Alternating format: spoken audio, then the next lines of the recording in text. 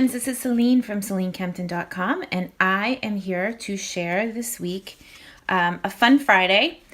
And my fun is that I got to play with the new blends from Stampin' Up. It's a brand new alcohol-based marker, and they are dreamy to work with. Now, when I talk about alcohol-based markers, you may wonder why that's important.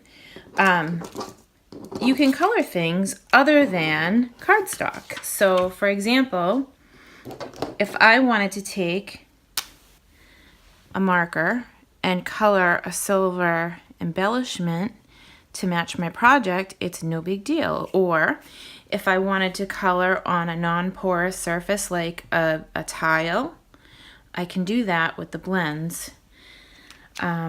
Stampin' Up! Has not released a date yet for customers to get them, but demonstrators are able to get them until this Sunday, October 15th, 2017.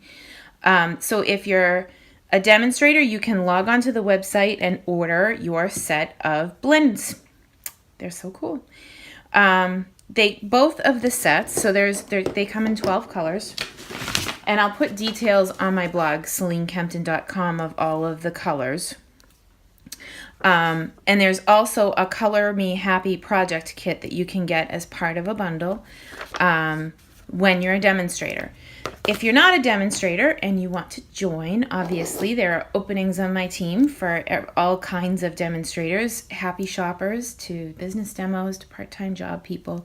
Whatever you guys want out of your discount, that's up to you, and I will support you in that. So, without further ado, I want to show you a couple of quick tips and tricks with the blends, and then we are going to use this piece that I colored in, and it's already dry. Woohoo! And we'll add it to our card. Now, I use archival ink a lot when I'm using black, but in this case I'm going to use Memento because it's what you want to use when you're coloring with the blends. They won't interfere at all with each other because of what the Memento pad is made of. Anything that's alcohol based, like StazOn, would be a problem when you're working with the blends because alcohol would move the alcohol. Alright, so I'm just going to stamp this on my card. And I'm going to press and hold for a couple extra seconds because I'm actually using watercolor paper. I cut this watercolor paper 2.5 by 4 1/4, and voila.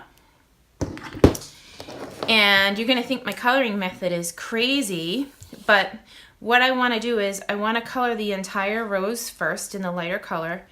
And then while it's wet, I'm going to add in some detail, dark areas, and then I'll blend it back out with this. So I'm going to fast forward this a little bit just so that you can see, but that it doesn't take a long time for you to see.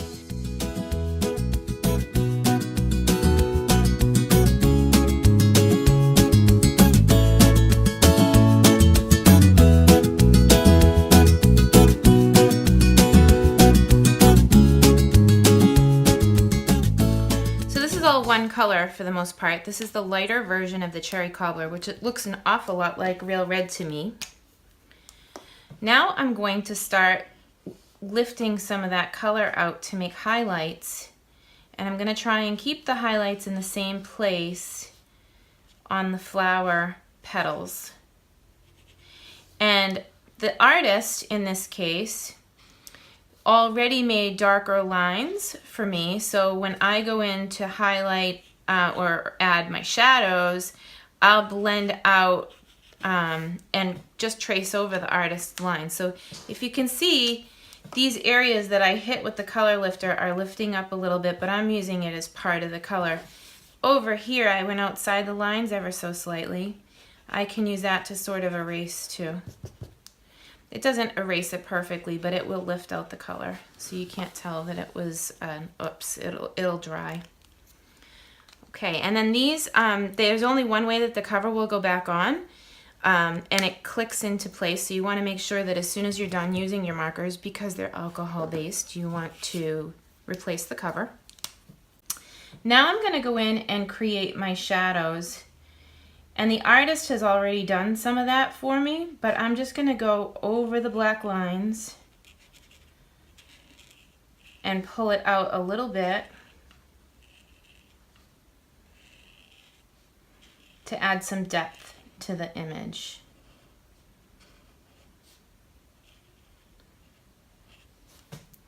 Now I can go back in with the lighter color while it's still wet. You want to try and work with it while it's as wet as possible, but go over those darker lines that you just added and kind of blend it out a little bit. And I don't want to go back through the highlighted area if I can help it, but if I do, it's no big deal. I can always highlight it again.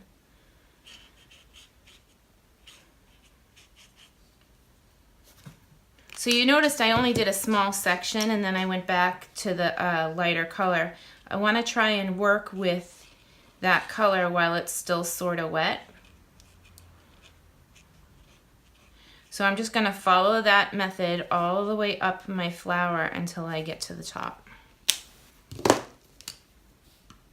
And see, that's a really drastic difference, so I'm probably going to go over the whole thing again. Whoop.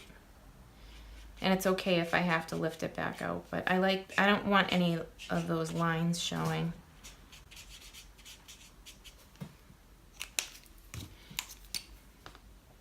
And see, my highlight will come right back. But there's not a drastic line.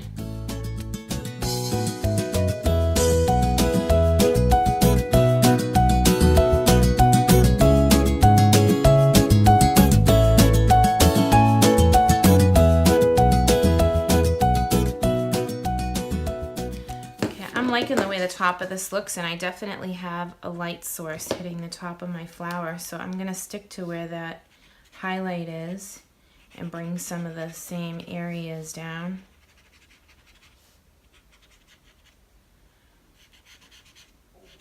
I imagine that I'm going to want more color lifters because it really helps you do the shading and make it look more realistic.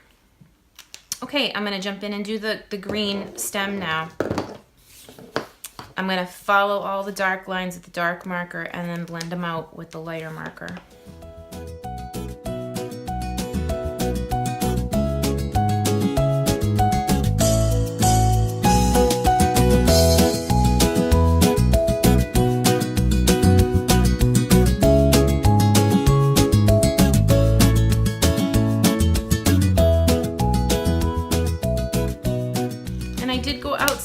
A couple times here, so let's go in and fix that.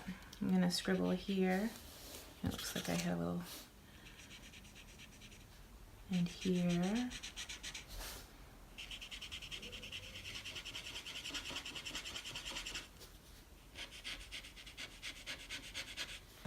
So now that that's all done, I'm going to, like in the sample, bring in a little bit of Wink of Stella. This brush I used on a project this week and I squeezed it, and it's a lot of glitter coming out. So I'm gonna add glitter, but I'm gonna just kind of go quickly because I want it to look kind of natural on the flower.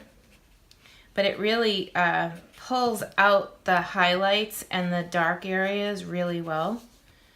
I love Wink of Stella. It's one of my favorite tools and I use it all the time. Okay, so I have my sparkly flower. Don't tell my husband, we're going to be on stage together, and this is going to be his anniversary card. So a couple other things about blends. When you are using them, you definitely want to have something underneath to protect your station because it does go through the back, so that's good information to know. And this is watercolor paper, it's really thick. You can use Whisper White, you can use Shimmer White. I just felt like using watercolor paper today. I just used Fast Fuse to put adhesive on the back of this, and I'm going to adhere that to my card front.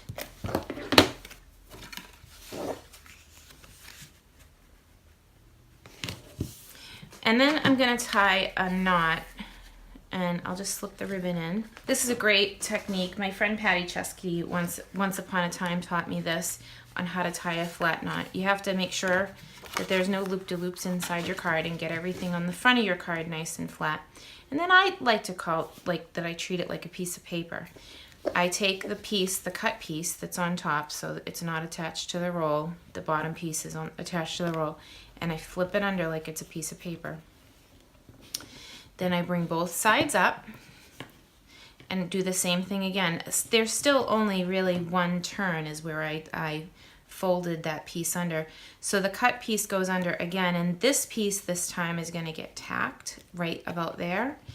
And I like to put my finger down on the table so I'm not tempted to pull, and then I pull this side. And that makes a super flat knot that doesn't cost extra postage if I were going to mail this card. Besides, it looks pretty like a necktie. And then I'm just going to trim it down. And we are almost done. I can put my flower on.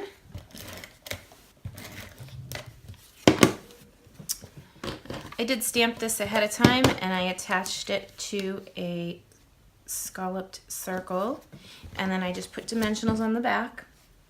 Got to use up all those pieces. Okay, then I'm going to place this where I want it. I love it hanging over the edge here. It breaks the plane of where the focal point is. I like that. And then I'm going to bring in that